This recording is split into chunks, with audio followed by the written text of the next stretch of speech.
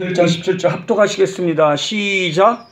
복음에는 하나님의 의가 나타나서 믿음으로 믿음에 이르게 하나니 기록된 바 오직 의인은 믿음으로 말미암아 살리라 함과 같으니라. 네, 우리 목사님 오셨습니다.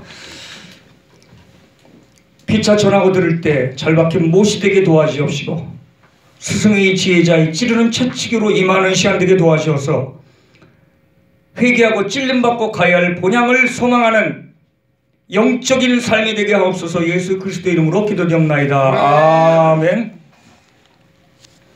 오늘 본문 은혜 나누기를 소망하는 말씀은 로마서 1장 17절 말씀인데요. 한 절만 잡아봤지만 로마서는 익히 우리가 심오한 말씀이 많이 있지요. 그 중에서 오늘 1장 17절은 이 제목을 자기를 본인 나를 자기를 바라보는 것이라는 제목으로 피차 은혜를 나누고자 합니다. 같이 한번 해보실까요? 외쳐보실까요? 자기를 바라보는 것.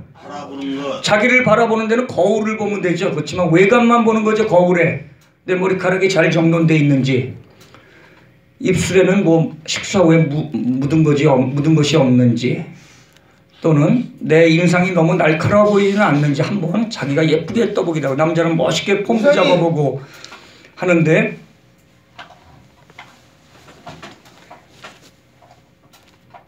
외관적인 모습을 보는 게 아니라 우리 하나님께서 말씀하신 것처럼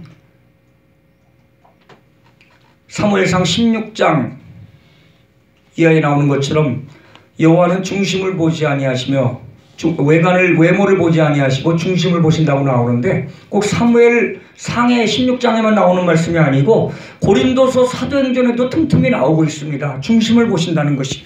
그럼 오늘 우리가 말씀에 비추어 볼 때 이 사회, 세상 돌아가는 사회에서 제일 알아주는 것이 무엇일까요? 세상에 취업을 했는데 연봉이 얼마냐? 연봉이 3천이냐 4천만 원이냐? 요즘은 10,000원짜리 안 붙입니다. 연봉이 3천이냐 4천이냐 5천이냐? 3,000원은 아니겠죠. 연봉이 3천이냐로 3천만 원. 그래 대학 나왔는데 그거밖에 안 돼. 이런 분도 있어요. 연봉이 5천이다 7천이다 그러면 대기업이네. 이렇게 우리 세상 사람들은 논할 수 있지만 어느 대학 출신이냐, 얼마나 높은 지위에 있느냐 하는 것입니다. 그런데 그것들보다 더 존경받는 것은 그러한 재산과 학력이 문제가 아니고 문벌이, 내가 알고 있는 지식 배경 백그라운드가 문제가 아니고 세상 속에서 열심히 살아왔던 어떤 할머니가 자기 전 재산을 어느 대학에 어느 기업에 장학금으로 수억 이상을 내놓았을 때 세상 속에서 칭찬받는 인물로 신문이나 매스컴에, 신문의 대서특필, 매스컴엔 대서특필이 아니죠. 매스컴에 큰 뉴스거리로 나오고 있습니다. 어느 청소부 아저씨가 10년 동안 모은 돈을 소녀 가장들한테 장학금으로 1,000만 원, 3,000만 원 내놨을 때 사회에서 아주 칭찬받는 인물이 될 수 있습니다. 그러나 오늘 본문의 로마서 말씀 안에서는 우리가 세상 속으로 나의 의의를 가졌다 하여서 하나님은 그를 의인이라 부르지 않습니다. 하나님은 어떻게 생각하실까요? 그러한 선한 행동을 가지고 칭찬하지 않습니다. 왜 칭찬하지 않으실까요? 사람들의 의인은 아무리 고상하고 훌륭하다 해도 우리 자신의 죄 문제를 해결할 수 없다는 것입니다. 아멘. 좌우 앞뒤 인사 나눌까요? 우리는 우리의 죄 문제를 해결할 수 없습니다. 시작. 우리는 우리의 죄 문제를 해결할 수 없습니다. 우리의 재산 문제는 해결할 수 있어요? 나의 자녀 문제, 나의 이웃 문제, 형제, 가족, 부모의 문제를 우리가 해결할 수 있습니까? 우린 연약한 존재라는 것입니다. 그저께가 음력설이었지요. 구정이라는 말은 틀린 말입니다. 제가 오늘 말씀을 통해서 가르쳐 드리겠습니다. 원래 설이 낯설다 해서 설이에요. 낯설구나, 새로운 날이 돼서 시작이 되기 때문에 설렌다는 설도 될 수 있겠지만 낯설돼서 설인데, 오히려 1월 1일이 신정이에요. 우리 민족 고유의 설은 설이에요. 그러니까 신정에서 볼 때 구정이란 말이 억지로 될 수 있지만 구정이란 말은 없어요. 우리가 설이고 1월 1일을 신정이라고 하면 맞는데 기타 사항은 이따 의논 나누기로 하겠습니다. 그래서 하나님은 우리가 가져야 할 본향까지 이끌어 주시기 위해서는 어떻게 우리를 사랑하여 주셨냐? 바로 고상하고 훌륭하다 하는 세상의 일꾼들이, 그러한 인물들이 죄 문제를 해결하지 못하기 때문에 사람이 너무나도 위대한 희생을 하고 너무나 큰 사랑을 했다고 해도 하나님 앞에서 자기의 죄는 그대로 남아있다는 것입니다.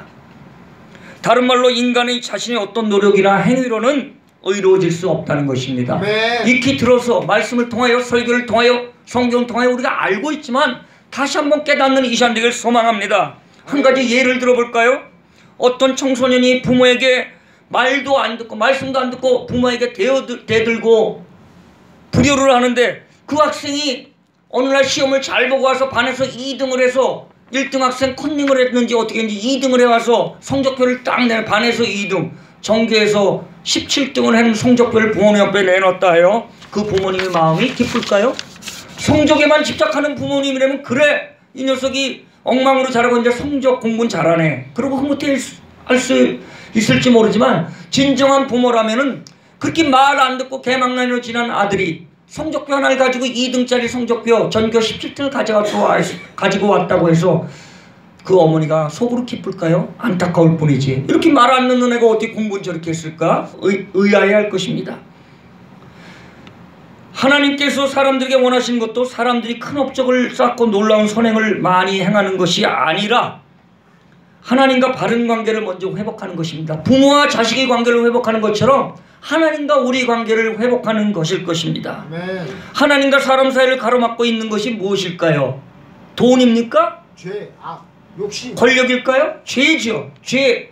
죄성, 독성, 악성 이런 말을 쓰죠. 한 글자로.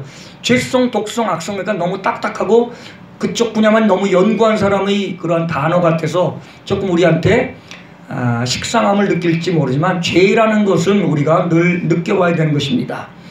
우리가 하나님과의 바른 관계를 회복하기 위해서는 하나님과 우리의 담벼락을 무너뜨리기 위해서는 죄의 문제를 해결해야 되는데 우리 스스로 해결할 수 있을까요? 내가 태어나서 어머니 뱃속에서 9개월, 10개월 나 7개월에 나왔어 하는 사람 있어. 훌륭한 사람 나 7개월에 나와서 인큐베이터에 있었다고? 저희 세대는 없었죠. 요 20, 30년 전부터 의학의 혜택을 입고 나는 7개월에 태어났는데 인큐베이터나 3천만 원 들여서 내가 거기서 2, 3개월 있다가 나는 문명의 혜택을 받고 나왔다 자랑할 수 있을지 모르지만 사람은 정상적으로 9개월, 10개월 어머니 뱃속에서 있다 나오는데 하나님의 죄 문제를 내가 응애하고 어머니 뱃속에 태어나와서 내가 죄 문제 해결했어 하고 나온 사람이 있어요? 없죠. 해결할 수 있는 한 가지 길밖에 없습니다. 해결할 수 있는 방법, 죄 문제를 해결할 수 있는 방법, 하나님이 우리에게 제시하신 방법은 단 한 가지밖에 없는데 복음 안에서만이 한 가지가 있다는 것입니다. 그것이 바로 오늘 로마서 1장 17절 말씀입니다. 로마서 1장 17절을 보면은 복음에는 하나님의 의가 나타났다고 말씀합니다. 하나님의 의가 나타났다고 하는데 많이 우리가 사용하고 활용하고 말씀하는데 오늘 이 내용이 무엇인지를 한번 파헤쳐 보기로 하겠습니다. 하나님의 의는 하나님의 공의가 아닙니다. 만약에 하나님의 공의가 복음에 나타났다고 한다면은 복음을 통해서 구원을 받을 자는 세상에 하나도 없다는 것입니다. 율법을 놓고 심판 때 심판을 하는데 거기에 합격할 수 있는 사람 있어요 없어요? 율법이 몇 개가 있다고요? 구약에 613개가 있다고 그러죠. 하나님께서 공의로 법에 따라서 심판하신 모든 사람은 지옥에 갈 수 없으니라. 너 안 돼. 너 이거. 너 7조. 너 27조. 너 47조. 너 375조. 너 250조에 해당해. 세상의 형법 250조는 살인한 자는 무기징역 또는 사형에 처한다. 무기징역은 꼭 아니죠. 몇 년 이상 사형에 처한다까지 가죠. 살인도 10년 이하도 있습니다. 미수범, 살인 미수도 있고 여러 가지 있기 때문에 미수는 아니고 살인을 했더라도 지금 그 상황을 참작하여 10년 이하 받는 사람도 있지만 그 형법 250조 살인에 관한 죄가 나오고 있죠. 세상 형법에도. 민법, 헌법, 형법, 밀사소송, 형사소송, 행정법을 세상의 율법이라고 그래요. 율법. 그런데 하나님 법이 제일 무서운 법이 뭘까요? 구약의 율법인데 이 율법에 해당돼서 합격 통과해서 너 천국 갈 사람이 없다는 거예요. 쉬운 말로 그렇기 때문에 그것을 해결하기 위해서 예수 그리스도가 이 땅에 왔다는 것입니다. 다 이렇게 아시고 이해되는 부분이시죠? 다 이해되시면 아멘. 이해가 가야 내년이 온다. 다 같이 시작. 이해가 가야 2019년이 온다. 이해가 안 가고 오해에 머물러서 킁킁킁킁 거려가지고는 우리는 뒤처진 인생이 될 것입니다. 하나님 앞에서 이해가 돼야 되는데 말씀으로 세상 사람이 유식하고 박식함과 웃기는 만담으로 인해서 우리가 이해할 것이 아니라 하나님 말씀으로 해결해야 되는데 오늘 하나님은 그런데 우리를 율법대로 한다면 다 지옥으로 우리를 던져버려야 되는데 하나님이 아이러니하다 그러죠. 아이러니. 이율배반적이라고 그러죠. 하나님의 비리가 나타났어. 하나님께도. 비리가 우리가 표현하는 방법인가? 왜 비리냐? 우리를 다 지옥에 보낼 수밖에 없는데 우리를 지옥에 보내지 않기 위한 비리가 나타나는데 그 비리가 뭐냐? 예수 그리스도를 우리에게 보내주셨다는 것입니다. 그 예수 그리스도를 통하여만이 우리는, 여기 나오시는 분은 앉아주세요. 지금 여기 아니 목사님, 하나님 아버지는 비리 자체가 없어요. 그건 목사님이 비리라는 것은 물음표, 퀘스천 마크. 우리 인간의 생각으로 좀 재미있게 표현하기 위해서 그러한 표현을 지금 하는 겁니다. 그런 재미는 재미가 아니에요. 우리 하나님 가실 분은 가세요. 자, 우리는 가실 분 가시고 오실 분 반기고.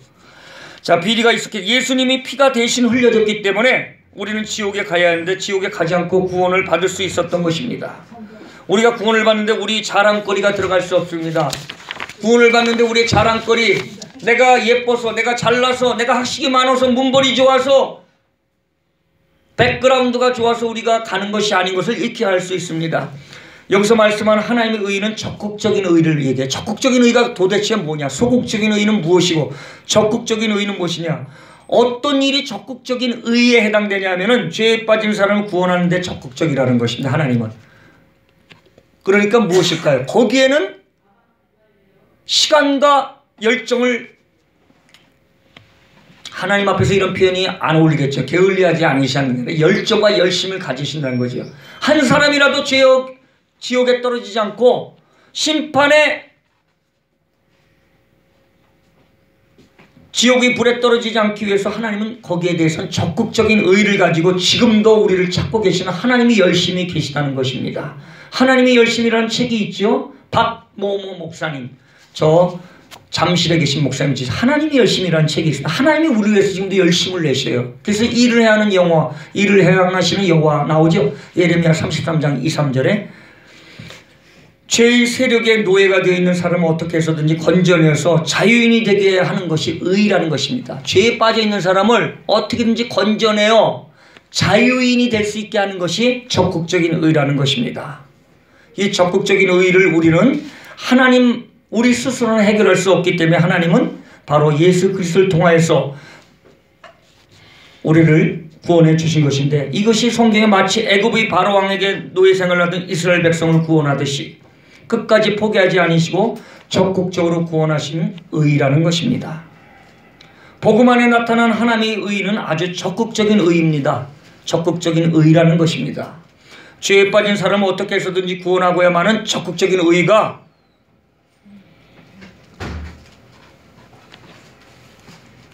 그러한 것입니다. 하나님은 자기가 구원하려고 하시는 사람은 그가 지하 어두운 곳에, 험악한 곳에 죄악의 구덩이에 있을지라도 그를 끝까지 찾아가서 구원해 주신다는 것입니다.